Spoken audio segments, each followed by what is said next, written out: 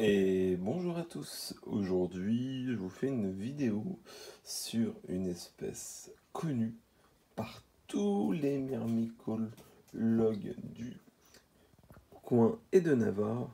Il s'agit de l'Assus niger. Je fais cette petite vidéo, pour le coup je copie Vince Fourmi qui fait aussi des vidéos sur YouTube. Je trouve qu'il fait des bonnes vidéos, parce que c'est pour moi effectivement l'Assus niger est une espèce à avoir impérativement en élevage. Moi, j'ai aujourd'hui une petite colonie d'à peu près, je dirais, une cinquantaine, soixantaine d'ouvrières que j'ai. La gine est de. Que je ne dise pas de bêtises. Et de mai, début juin 2019.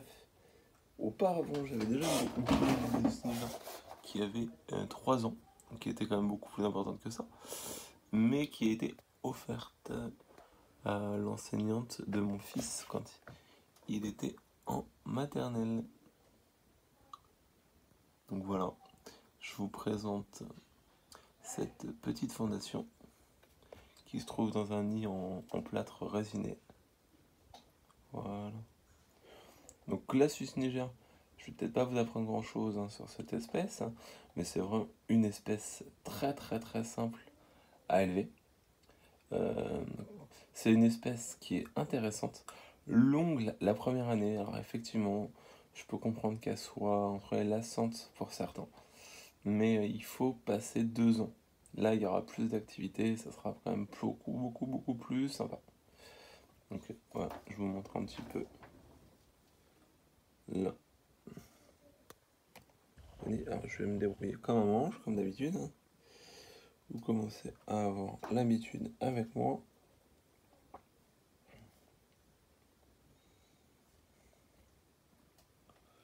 J'aurais bien aimé que vous puissiez voir la gine. Voilà, là on la voit, mais bon, elle est cachée. Il y a un bon couvain pour cette année, donc là je pense qu'on est plutôt pas mal pour le coup. Donc c'est une espèce qui est idéale pour les débutants parce qu'on en trouve partout.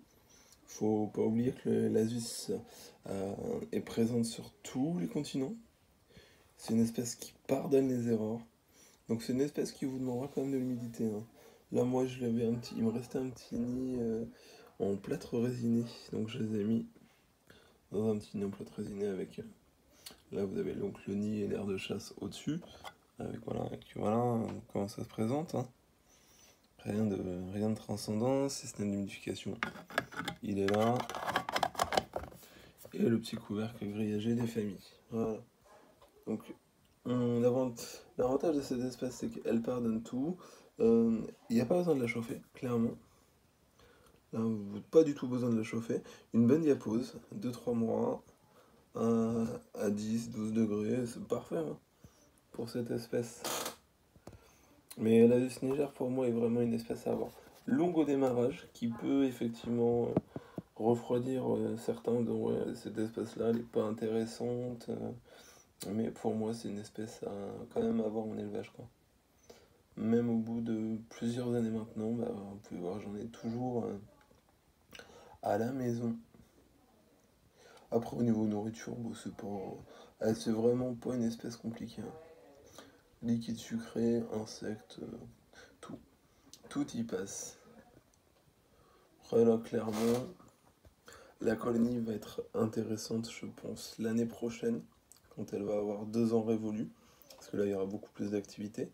Là, on voit que, bon, déjà, il commence à bien circuler, mais on voit que c'est quand même encore timide. Bon, là, je leur ai fait peur, mais il y a quasiment personne à l'air de chasse. Comme on peut le voir là. Donc, c'est pour ça que pour le moment, c'est pas encore très très intéressant. Mais c'est franchement une espèce à avoir. Je vais faire le tour du nid. Après, un plâtre résiné tout simple. Et ça le fait très bien.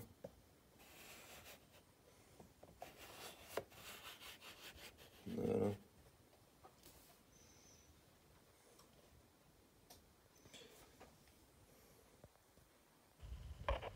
Hop. Et aussi donc plein d'espèces de lasus. Là pour moi c'est de la Niger, c'est de la SP noire. J'ai également, après si ça vous intéresse, Emerginatus, présent en élevage. Donc, donc voilà quoi. Pour cette petite espèce qui est beaucoup connue par beaucoup de personnes. Mais je tenais à vous faire une petite vidéo rapide. Je vais essayer d'arrêter de bouger. On dirait que j'ai la polio. Que j'ai la polio. Donc voilà, c'est vraiment sympa. Donc comme d'hab, présence de couvain, ça fait des cocons. Et puis après, naissance de l'imago, quoi, des ouvrières. Voilà, puis j'en profite également pour vous faire un petit retour sur ce qui va se passer sur la chaîne. Comme je vous l'ai dit, je vais tester du matériel de chez différents créateurs de nids. Donc il y en aura plusieurs, hein. Il y aura des créateurs qui ont déjà pignon sur rue. Je ne ferai pas Formium, non pas que j'ai quelque chose contre Formium, j'ai rien contre Formium. Ça m'est arrivé d'acheter des fourmis, ça m'arrivera peut-être encore si vraiment il y a des espèces que je peux pas trouver ailleurs. Mais ces produits en tant que matériel, je les connais déjà, hein, puisque les nid building que j'utilise, c'est les mêmes que lui, sauf que ils ne sont pas floqués et lui les vend déjà montés. Que moi, quand j'achète mes nids à l'étranger, il faut que je les monte entièrement.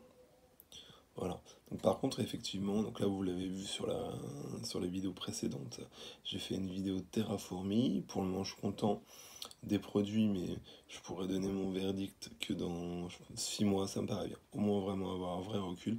Je vais aussi tester Antslab. Alors après, comme je vous l'ai dit, moi je prends pas position pour personne. Euh, Ça m'intéresse pas là, c'est vraiment les produits, les personnes en tant que telles ou ce qui s'est passé. Ça, je m'en fiche. Je vais sûrement tester Ant Naturals, pardon, qui est vraiment superbe. Il fait vraiment des nids terribles. Lucas 3D Création, que je dise pas de bêtises.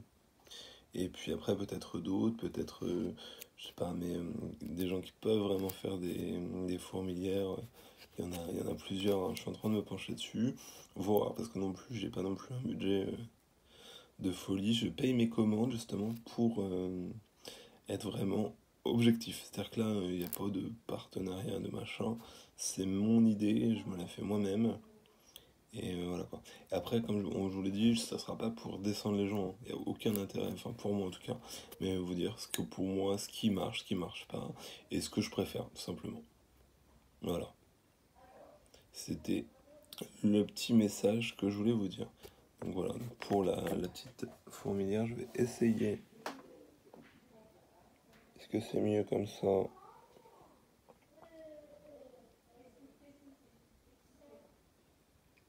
J'espère que ça sera clair. Donc voilà, l'Asus niger, une espèce à avoir impérativement en élevage. Pareil, c'est mon avis. Quand je vous présente des espèces, c'est par rapport à mon avis, mon ressenti. Je vous donne mes conditions d'élevage, ce qui marche pas. C'est vraiment par rapport à moi. Voilà. Bah, je vous remercie de m'avoir regardé et je vous dis à bientôt.